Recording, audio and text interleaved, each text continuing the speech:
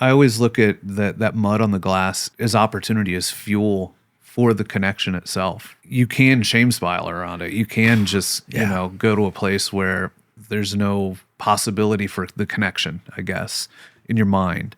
I've been able to reframe and look at that mud. It's like, oh no, this is actually the fuel to develop that relationship, regardless of how much is there. Mm-hmm. Like if I continuously look at it that way, it's going to just deepen the relationship that I have with my wife, my kids, friends, whatever it may be.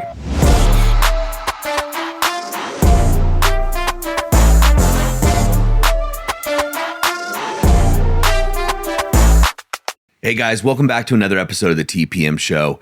Once again, we're joined here by Christopher Hanson, one of our head advisors over at TPM, guiding you guys through. And Chris brought with him a collection of questions. And so today we're going to answer one of the questions from you guys directly. Now, if you are interested in having your question answered on the podcast or on this show, simply email those in. So it's vip@thepowerfulman.com. Or if you have questions for an advisor, someone like Chris that you want to talk to about the activation method or the other programs and events that we put on for men all over the world, just use that email address and those guys will get back to you. Guys and women will get back to you right away.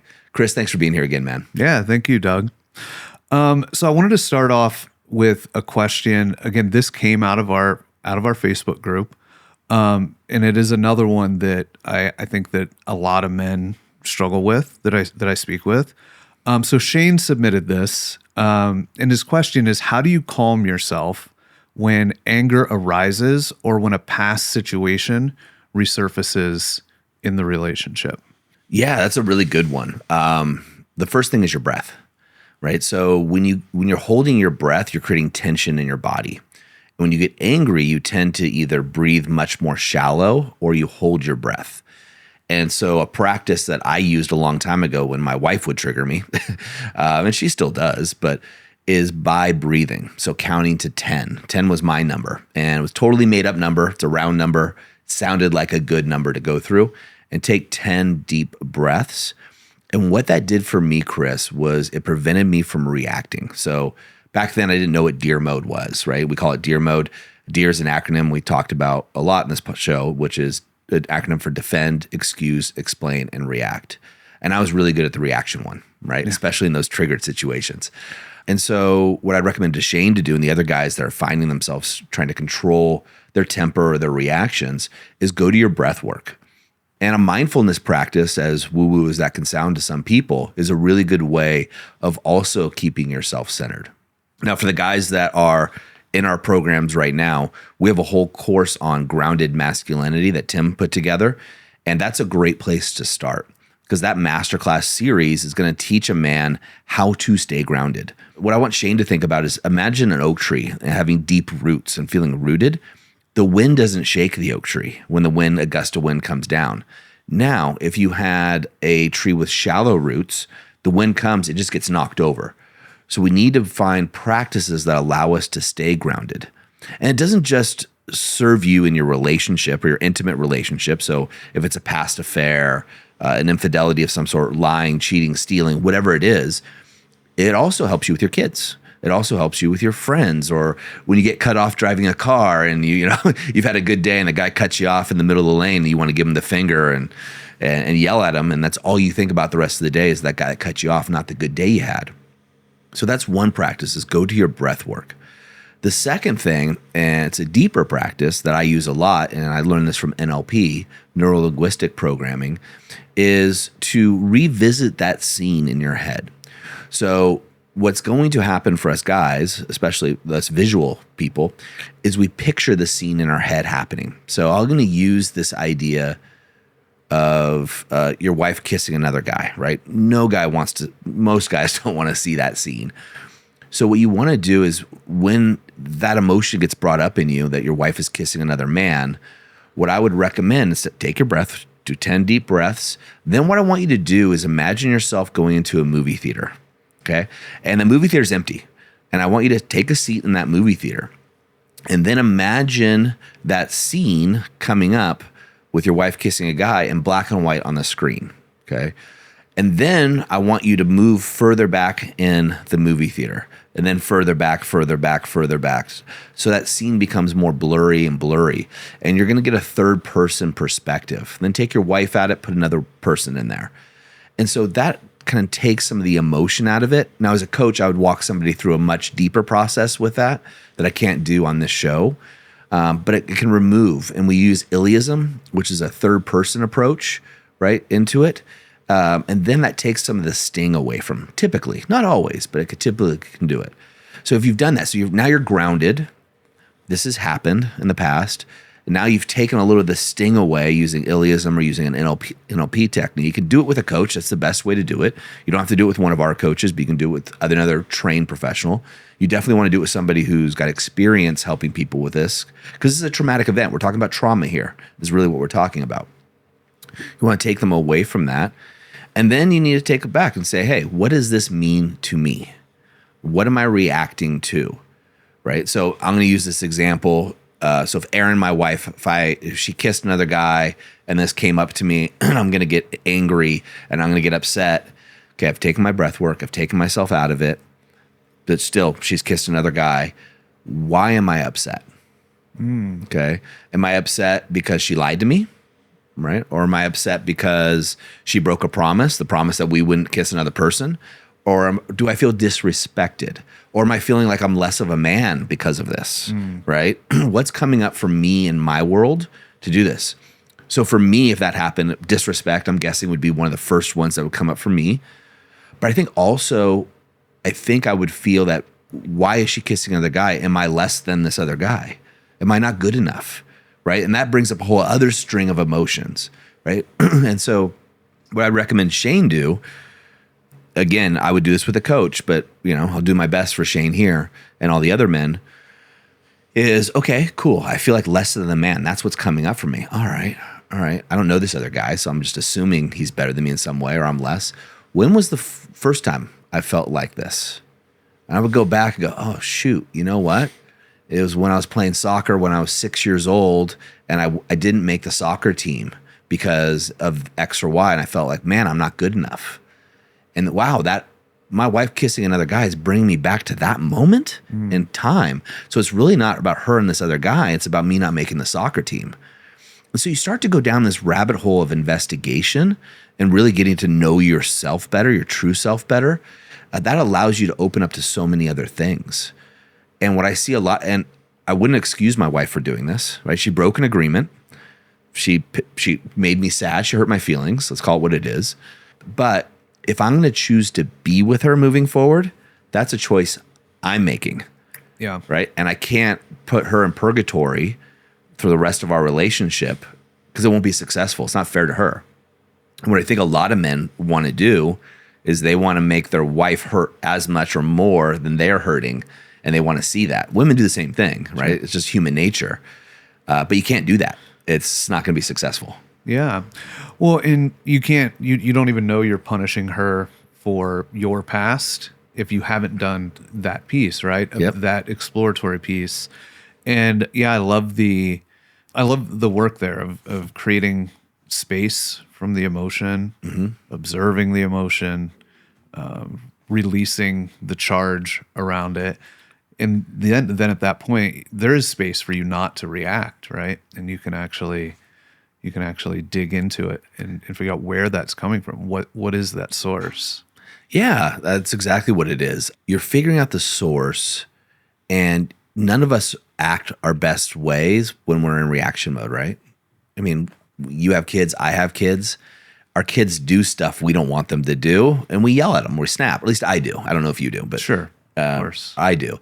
And a lot of times I regret that, right? I'm like, oh man, I could have handled that so much better. And when I stop and go, all right, my daughter just spilled milk and cereal everywhere. And my daughter just turned 5 yesterday, so we had birthday cake, right, for her. And she got up and I looked at her seat, and it was just, it was like someone took the cake and just shredded it on her seat and put icing everywhere. Like you couldn't have done it if you deliberately wanted to, the way that somehow that seat was. So I have this initial reaction of being like, what's going on? Like, how could you do that? Like, and then I have the laughing reaction of how hilarious is this? but it's a choice. So when I take a breath in that moment and I curb that initial reaction of, oh, the house is a mess and now I have to clean it, I then get to the joy of looking at this 5-year-old girl that just turned 5, eating cake like Cookie Monster. So, just shove it in her face because she's so joyous. Yeah. And that's a different paradigm. But it's choosing not to be in that reactionary state and then making a choice of which way I want to go. Yeah, and I love that. I always look at laughter as the best fuel for that emotional expression. If I can get to laughter, regardless of how I'm feeling around something, and I can choose to laugh about it, it shifts everything immediately. Yep. And that's I love that. I love that choice point, and what are you going to express in that moment? And yeah, I've experienced that with my kids a ton. Hey guys, sorry to interrupt this episode, but the reality is if you are watching or listening to this right now, then you are looking to better yourself. And I applaud you. You're one of my people. And I want to give you the opportunity of taking massive action. So if you haven't joined the activation method yet, it's our flagship program. Do what thousands of other businessmen just like you have done and take action. Be one of the 1%ers that actually does the work and takes action. There'll be a link in the description that'll take you right to a page that'll just give you more information. There is no obligation. Just go check it out and see if it's a good fit for you. All right, let's get back to this episode. I had a pattern for a long time with my daughter where I would react, and it would be within a minute of the reaction that I would go, oh, wait a minute.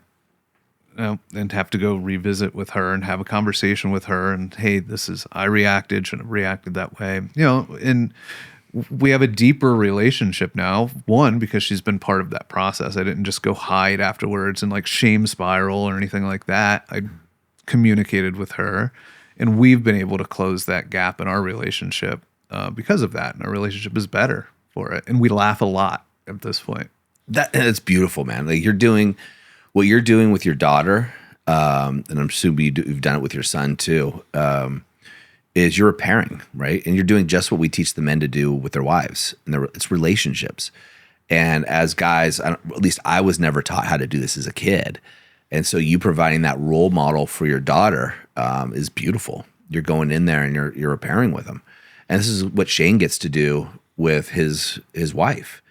So when he reacts, he can come back and say, hey, look, I reacted and I want to clean this up. We teach the guys, there's a thing we teach called the triadic connection in the activation method. And when men go through that, they learn how to repair this. And the analogy we use, Chris, is imagine there's a sheet of glass between you and I, right? A metaphoric one. And every one of those reactions is like me sprinkling some mud on that, right? And then you react, you sprinkle some mud. And eventually we can't see each other clearly, right? We know there's somebody over there, but we can't see who that is. And that's where disconnection comes from. So a lot of times men will say, Doug, and this is my experience too, I'm sleeping 3 inches away from my wife, but I feel like I'm 3 miles apart. And a lot of that's that disconnection. And then as guys, we'll come in and put the elbow grease on and try to clean that dirt off, spray some water, and it just becomes muddier and muddier, rather than actually doing what we call a clean slate method or the hidden motives technique, either one of those. And guys can look that up in the show. We've done a lot about that. And doing what you do with your daughter is now it's like Windex almost, or cleaning agent. You're cleaning the glass that you can see each other. Are you going to throw dirt on there again? Absolutely, right? Yeah. But what you did is you sprinkled some dirt on and you went right away with the Windex bottle and you cleaned it off. And now you and your daughter can see each other and you can have those moments of connection. Yeah. And I always look at that mud on the glass as opportunity, as fuel for the connection itself, right? Because again, I go back to like, you can shame spiral around it. You can just, go to a place where, there's no possibility for the connection, I guess, in your mind. At least I do, or have. And I've been able to reframe and look at that mud. It's like, oh no, this is actually the fuel to develop that relationship, regardless of how much is there. Mm-hmm. Like if I continuously look at it that way, it's going to just deepen the relationship that I have with my wife, my kids, friends, whatever it may be. 100%. And, take this off of Shane, but I know you've done this in friendships you've shared with me before in the past. It's a unique situation. It always brings people closer. Even if you agree to disagree and part ways, somehow you become closer with that individual. And it's so rarely done. Yeah. Right. And that's the unfortunate part. And it takes balls, man, because you have to swallow some pride a lot of times when you're coming in. You're cleaning up stuff that you've done, especially as a father or as a husband, because none of us wants to look like we're weak or we don't know what we're doing, but all of us are. Yeah. And to be that vulnerable and say, hey, I screwed up. Or even if you don't screw up, what I find in my marriage is going, hey, what I said, I didn't mean it to land on you this way. And I'll clean up the way it landed, because I'll clean that part up. I may not admit that I'm wrong. If I don't think I'm wrong, I'm not going to apologize. But I'll apologize for the way it made you feel. Shane can do all that, but Shane also gets to sit down and have a conversation. So instead of, and not from a place of shame, I love that shame spiral he brought up, but with his wife, if there's something that keeps bringing him upset, Shane, that means, and this happens, I hear this all the time from guys, my wife keeps complaining about the same thing over and over again, or the affair, or something I did. It's because she isn't clear on it. It's not complete for her. And what I would encourage Shane to do, and for the men that are on the other side of the shoe, right, that maybe they've had an affair, maybe they've done something egregious to their wife that their wife just won't drop, sit down, have a conversation, and get 100% complete about it. So I'll use this, and Shane, I don't know you, buddy, but I'm just going to use the idea of your wife kissing another guy. I'm sure that's not the situation, but let's just use that. I would sit down and I would ask every question I needed to have an answer to. I would get 100% complete in that conversation with my wife so that I can move on. And maybe I don't want to know about the guy, right? Because what does that serve me?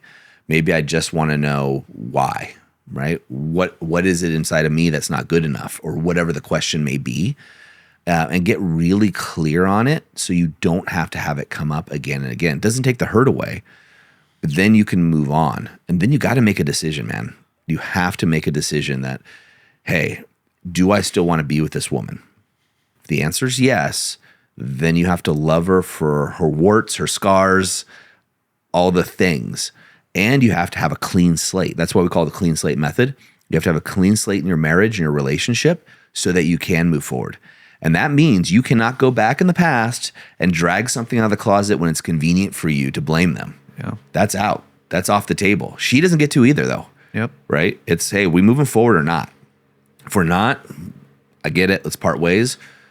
But if we are moving forward, all of that stuff in the past gets to be wiped away. Right? Yep. And we forget that. Let's move forward.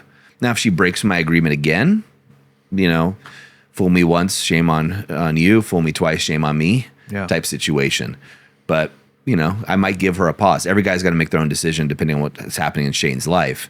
But if you decide to move forward, that's the decision. Yeah, and I think just knowing that that's available, right? The idea of a clean slate. Yeah. Is extremely powerful. Yeah. Just to share a little bit about just my growing up as a kid, as I learned more about my own personal development, I looked back, and there were so many times in my life as a child that I wish that I could have just had a clean slate. Mm-hmm. Could I just start knowing what I know now from this new place? So it is such a gift to be able to actually have that in a relationship. Yeah. And it's extremely potent to be able to introduce that and to execute from that place. I think it's wildly important too. What I think a lot of guys do is they think their wife is the person they married, right? Mm-hmm. And I say that as a bad thing, really, because what I mean by that is, so I married, if I think about the man that I was when I married my wife, I wouldn't let him sit in this seat giving advice, right? Sure. Or I don't want him operating my life. I don't want that guy raising my kids. Now, was he a good man? Absolutely. But I have so much more, rubber on the road, so to speak. I have so much more wisdom and experiences in my life and things that I've changed and worked on and corrected at this stage. And I'd be foolhardy to think my wife is the same person, right? I work really hard on bettering myself, not only every year, but every week. And so to be a better version, to celebrate the journey as we talk about TPM. And so I got to also assume that my wife is also doing that. And this is not the topic for Shane, but something I do is I have it, because I'm a guy, I have an alert come up in my project management. So teamwork is what we use at TPM, that literally says, what books are Erin reading right now? And I'll look at them. I'll ask her about them. Like, hey, I know she's an avid reader. And so I'll talk to her about the books she's reading. And they're wildly different today than they were 6 months ago, let alone a year or 5 or 10 years ago. And so I'm getting more into her world to understand what her world is. What's her point of view? Same thing with me, man. Like, I jump all over the place. Personal development and business are the two areas you can almost guarantee are on my Audible. But every once in a while, a guy like yourself or somebody else might turn me into something else. I'm reading a spiritual book, or I'm reading a book about the end of the world, right? Or these apocalyptic things. And so for Shane and the other guys and myself, we get to remember that all of us are changing. All of us are morphing. And the clean slate allows us that opportunity of putting a line in the sand, or maybe a line in concrete, and saying, okay, this is us moving forward. We don't have to live in the past choices that we've made, right? We get to make a new choice today or in this moment. Yeah, such a gift. Yeah, I love it. I do too. Love these questions. Thanks for bringing them. Yeah, absolutely.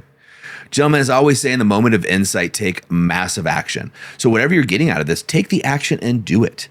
Become activated, become grounded. Use some of these exercises that we're sharing within this episode or the previous 950 some episodes that we've done here. These are for you guys. And again, if you want, like Shane, you want your question answered, go ahead and email those into vip@thepowerfulman.com. We do have a free Facebook group. We have several of our team members that are over there helping navigate that over. And we do have our own app. Eventually, we'll be opening that app up to everybody so you can have the resources and technology. At TPM, our motto and our mission is to save the children by saving their fathers first. And we want to help you guys out as well. So whether you come with our program or you go to another one, just do something. If you want to talk to a man like Chris, who's got experiences, talk to thousands upon thousands of men just like you, you can also email into vip@thepowerfulman.com or go over to the website and book a call. And it's just a conversation. And it's a conversation with men like Chris who have had these experiences and can give you some insights into your particular situation. As always, guys, be the best. You deserve more than average. And this is me calling you out. So don't go from one show to another. Move in your direction of your best self. And we'll see you next time on the TPM show.